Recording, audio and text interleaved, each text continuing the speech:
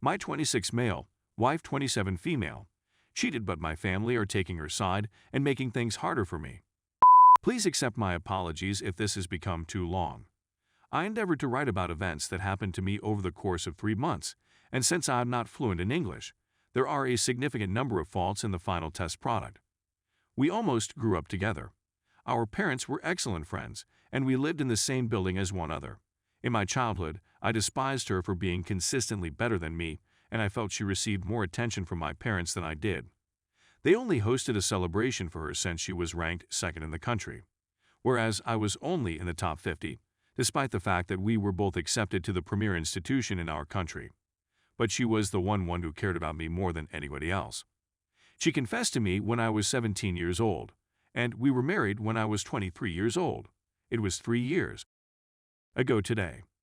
My wife and I had a lovely marriage up until 3 months ago, when I arrived home and took a moment to smoke a cigarette before entering the house. When I opened the door, I could hear my wife's voice coming through the window. When I approached her to talk with her, I overheard her make a statement that I found amusing. This should be brought to a close. It is not right. Dan is one of my favorites, what she called me. Please do not contact me in the future. I had the sensation that I was about to puke in my stomach. I was in a bad mood at the time, but after a few seconds, I was able to relax and enter inside the room. When I was with her, I kept my mouth shut. I was striving to convince myself that maybe I had made a misunderstanding. My wife afterwards left the house to attend a fitness class. She never takes her phone to the gym with her. Instead, she leaves it at home. After a few minutes of wrangling with her, I decided to check her phone. I can open it with my fingerprints. It was her decision to add my fingerprints, so I can use them in case of emergency. I found the conversations to be extremely rapid. They'd only been talking for a month before I arrived. I was expecting that she had already deleted anything about him, but well, it was all there. Since of what I learned from the talks, I realized they had met at a school gathering party, and because he was a model, my wife had asked him some questions about photos, and they later had a meeting that I was not aware of. Following that, they developed a stronger bond and went on a second date. On that particular occasion, he kissed her, and the two of them spoke about it afterwards. It had been 2 days since the last incident. I had enough of it, and I was done. I slid the book off the table. I penned a letter. I'm seeking for a divorce at this time. What were you thinking when you did that to me? Put the paper on top of the phone while the discussion was still going on, and then walked out of the house. As soon as I got off the phone, I got in my car and went to my parents' house. When I awoke the next morning, she was still there, and I instantly realized that my parents had become concerned about us and wanted to help us. They proceeded by emphasizing that married couples are prone to disagreements and that we should work through these difficulties together. After a long day of work, I was fatigued and irritated, and when my father repeated almost the same thing again, I said, "She cheated on me." When I realized she had cheated on me, I burst into tears. After leaving the home, I went to my parents' house for a while. Though I had hoped that my parents would come down on my side and cease worrying about me, the next day she called and said, she explained everything to me. She's sincerely sorry. It's not that bad. She didn't have any deep connections with him. We should be forgiving. I was in desperate need of assistance. "No, I'm looking for a divorce," I said, and she reiterated her point of view. Furthermore, she said that I was exaggerating my concerns, that it had been an honest mistake, and that they had despite only having met twice. I hung up the phone after a few rings. My father told me that he would only allow me in with my wife, and then closed the door behind me when I went to my parents' home a few days later to chat with them about selling the house after the divorce. It was the second most heartbreaking moment of my life, after the news that my wife had cheated on me with another man. Despite the fact that it has been 3 months, my parents have not yet allowed me to enter their house, despite my repeated requests to do so. Due to her refusal to sign the divorce papers, we were still legally married, and in my country, if one spouse refuses to seek a divorce, the process may take a long time and involves 3 sessions with a therapist before it can be completed. And she's been following me around, weeping and begging me to give her another chance. Seeing her in this situation makes me extremely sad since she was one of my favorite people. But I can't forgive her, I can't put my faith in her, and I can't seem to get my mind off the fact that she lied to me about our relationship. I have absolutely no clue what I want to do with my life, how to deal with my parents, or even how to persuade Mum to stop smoking. Update: because things are getting closer to completion, and I'm in a better position, I decided to provide an update on the site.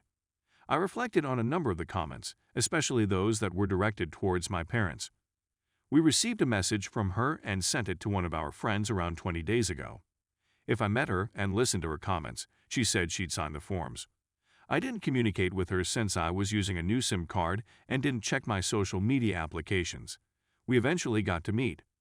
It was, to put it mildly, uncomfortable to see. Hesitant at first to say anything, or even if she wanted to say anything at all, but she eventually expressed herself and her feelings. She insisted that they had no physical contact, and that it was just one kiss, to which I responded that I didn't care, and that I didn't care anyway. She had betrayed my confidence, and that was the end of it. Moreover, there are other terms she begged for a second chance, and I told her that even if I give you another chance, I won't be able to treat you the same, and that is something I don't want to do. She sobbed, and I couldn't keep it together. I asked her to sign the papers with my attorney, which she duly did, and then I escorted her to her car, where she exclaimed, "I'm going to drive. Please accept my apologies. I'm not sure what motivated me to do it.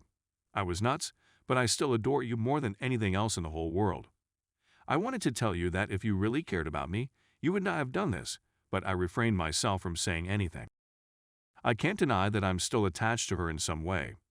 I didn't want to add any more dismal elements to the finale. I chatted with my parents on multiple occasions, and my mother's condition gradually improved. However, when I notified my father about her signing the papers, he said that she would be removed from the inheritance and that everything would be given to my sister, and I stated that I didn't care. But not because I don't care about money, but I have more than enough of my own, and my sister despises my parents more than anybody else, so I am certain that she would not accept any of their money. Due to her orientation, she was completely unsuitable for my parents, who suffered much before she left, and were eventually forced to accept her after many years of battle. She is now married with 2 daughters. I'm sure she'd just come once a year at most.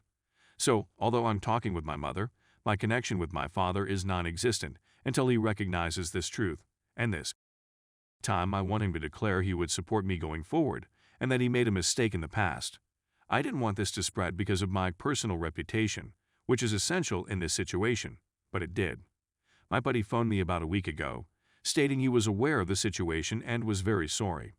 The mail manager works for his firm, and he has previously spoken with him and said that he would not take any other job.